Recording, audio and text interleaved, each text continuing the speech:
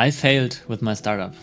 Saying this out loud feels a bit uncomfortable because this was like the first startup baby I tried putting out into the world. I spent months on it, I talked about it online, and now it's gone before it could ever really take off.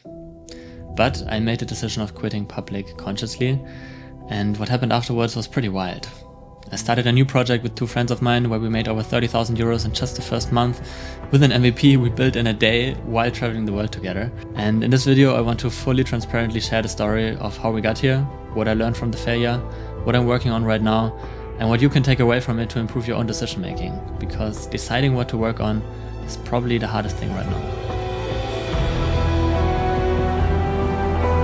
I'm a founder of Publyc, an AI startup that solves the distribution problem for other companies.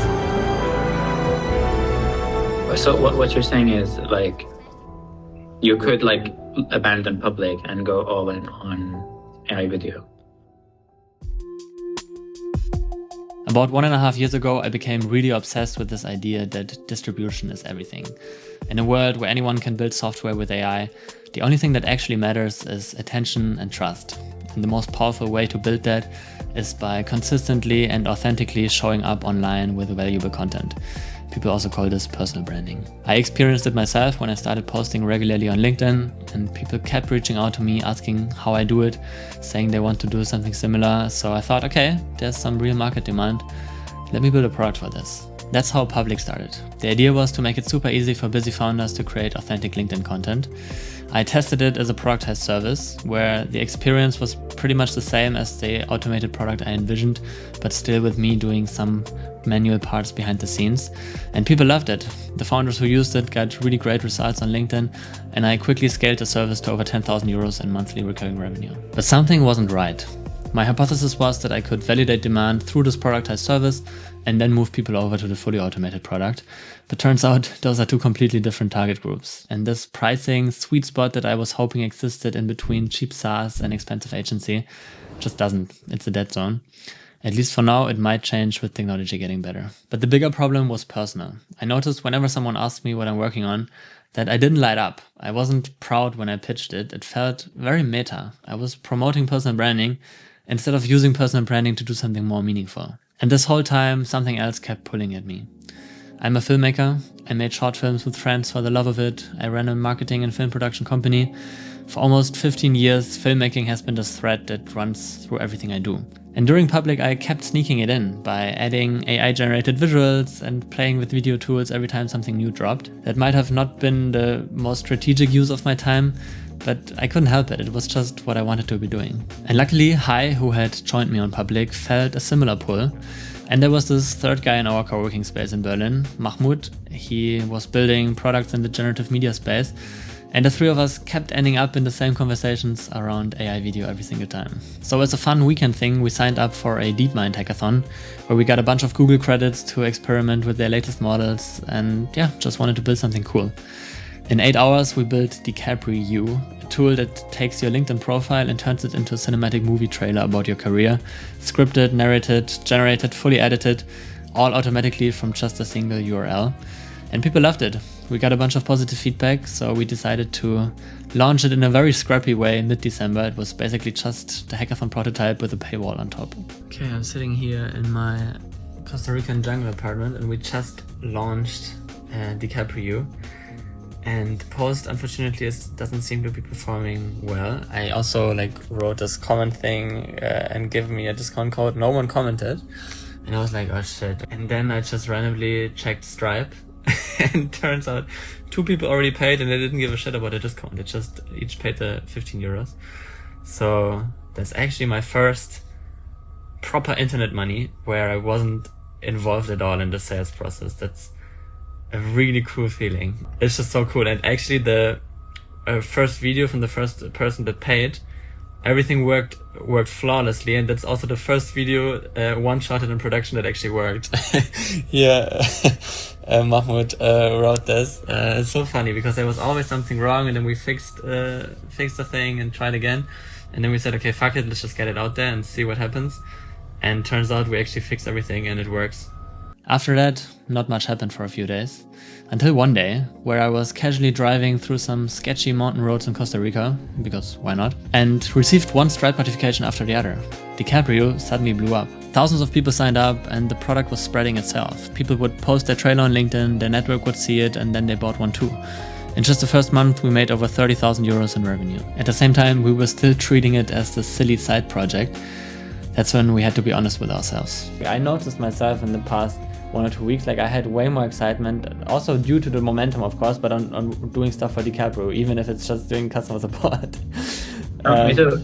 I noticed myself, like I wake up in the morning and I check like how many video orders we got for DiCaprio before Nigel's MRR. Crazy. Whoa. We worked well together as a team. All three of us had a lot of fun and saw the potential. So we decided to double down, which meant for me to abandon Public. I handed over parts of the productized service to a friend and shut down the rest. And then we very spontaneously thought, if we're going all in on this, let's kick things off properly. I thought Da Nang is the nicest. Like it seems undiscovered, not overrun by tourists. I would be down. Fuck it, let's just go to Da Nang. I'm not going to do anything except code and work out. Felt like I got signed the day that I got an agent. Got an iTunes check, shit man, I'm paying rent. About damn time that I got it in my basement. About damn time I got around the country and I hit these stages. I was made to slay them, 10,000 hours, I'm so damn close I can taste it. On some Malcolm Gladwell, David Bowie meets Kanye shit. This is dedication. A life lived for art has never a life wasted. 10,000. The best part about something not working out is the clarity it gives you. And looking back, I made some pretty clear mistakes with Public that I would like to share with you. Maybe it helps. Mistake number 1, we shipped too late. We spent way too long doing productized service work and treating that demand as false validation for the automated product. And the longer I waited with shipping the real product to paying users, the worse it got, because with every week we don't launch, the bar in my head just got higher, which made me wait longer, which raised the bar again. And yeah, this downward spiral of perfectionism just kills you. With the new project, we basically did the exact opposite. We shipped an MVP within a day and then let our paying users tell us what to build next. Ship fast. Everyone already knows that, but I think to some degree you need to make the mistake of overthinking and being too perfectionistic yourself to really understand it. And it's not binary. You're not starting slow and perfectionistic and then you're suddenly Mark Lu. It's an iterative learning process. And I think just with everything you work on, you get scrappier and faster in your iteration cycles. Mistake number 2, we didn't commit on one clear tech stack. Our tech stack with Public quickly grew organically into this Frankenstein situation. Our database was in Supabase. We had most of the backend automations in N8N, then some Next.js on Vercel, some Python on Railway. Every piece made sense when we added it, but together it was just pure chaos, and fixing a bug meant switching between 6 different tools.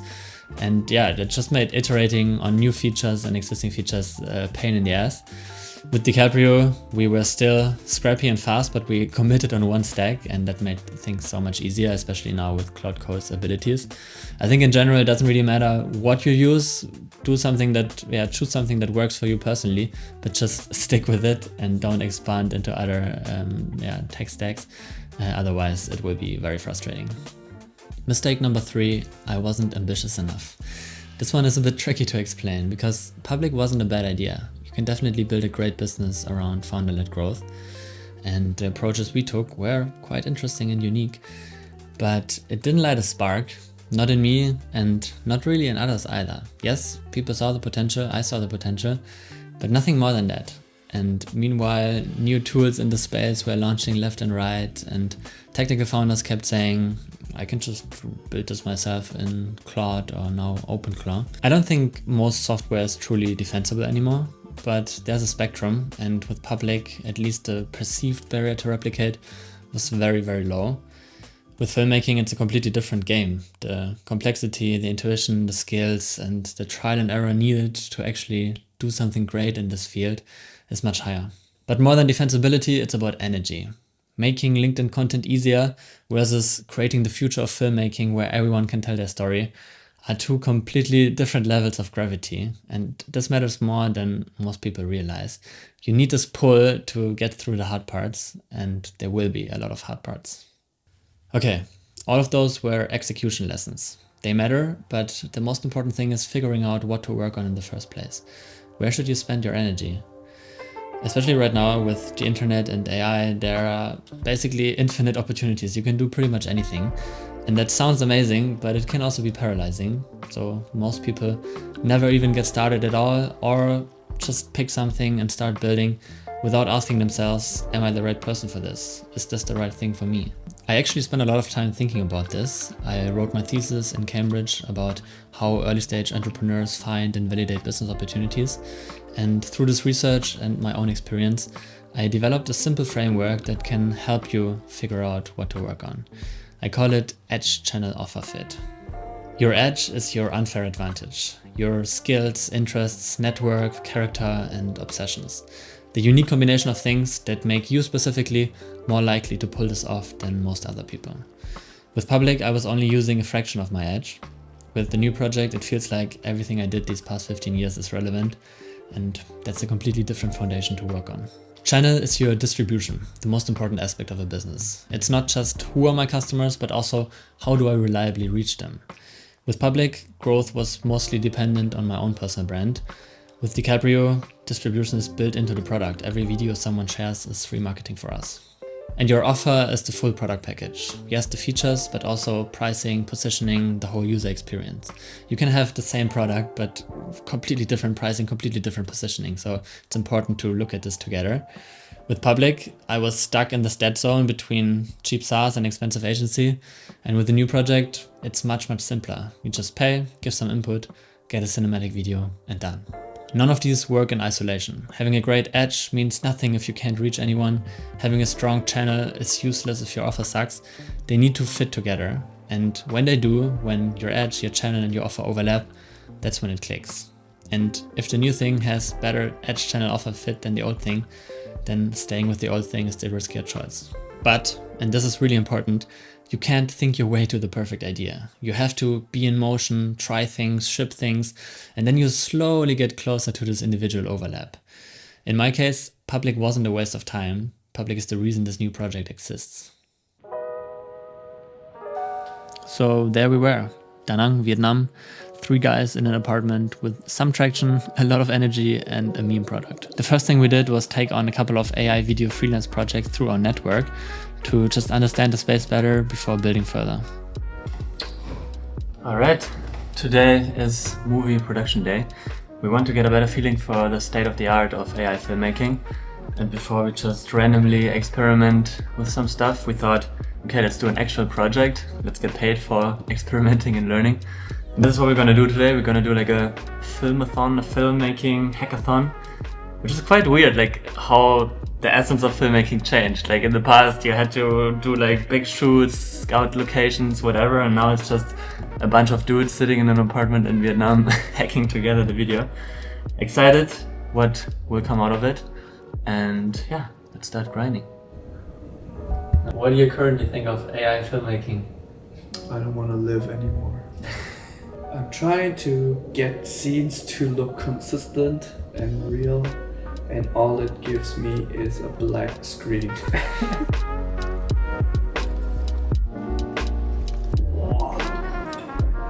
We stopped building. Making a good AI video is still a grind and takes real filmmaking intuition, which only confirmed that we're the right team for this. And after that, it was all about experimenting and improving the product, listening to our users, rebuilding some of the infrastructure, and learning as we go. Oh, and we also needed a proper name, because at that time we were still called DiCaprio, which was funny for a hackathon, but it's not exactly the name you put on a pitch deck. So one Friday evening, we gave ourselves 90 minutes to figure it out. Okay, so names under consideration. Then we're down between Yum and Tofu. See, you have to laugh when you say tofu. It's a different vibe, guys. So you is like you get calm. But like everybody, you know. What do we want to do? Like we want to create dreams. We want to. You know where I'm going. We want to create stories that last, and we want to make storytelling available to everyone. We want to make people feel great about themselves, see them in a different light. We want to create art. We want to create something generational, something that lasts. Do you do that with Tofu? Or with you? So when you say it on stage, let's say, let me present to you, say it all with me.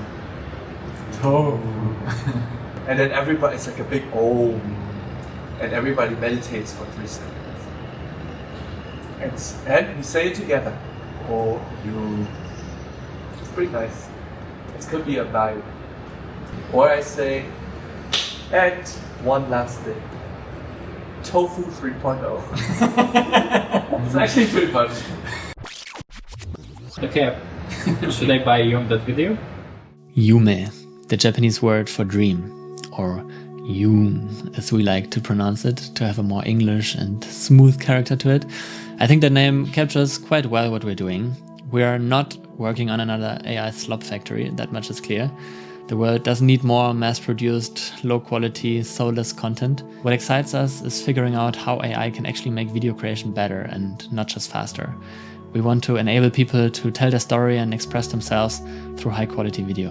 Right now, think of it like Lovable, but for video. You type an idea or pick a template, and you get a polished video back. No editing software, no camera, no production knowledge needed. You bring the story, Yum handles the rest. We're still early and experimenting a lot with where exactly to take this, so feel free to subscribe and be a part of the journey. Before I end this video, I would like to show you something personal, and I think this is a good example of why this technology excites me so much. As a kid, I was obsessed with James Bond. My parents didn't allow me to watch the movies yet, so when I was like 9 years old, me and my friends were shooting our own James Bond movies with a terrible quality, terrible acting, but incredible enthusiasm. And that obsession is what got me into filmmaking. So recently, to push the limits of what's possible with AI video and to satisfy my inner child, I created a little James Bond style short film. Everyone's been chasing this. A sequence of words. What exactly is it?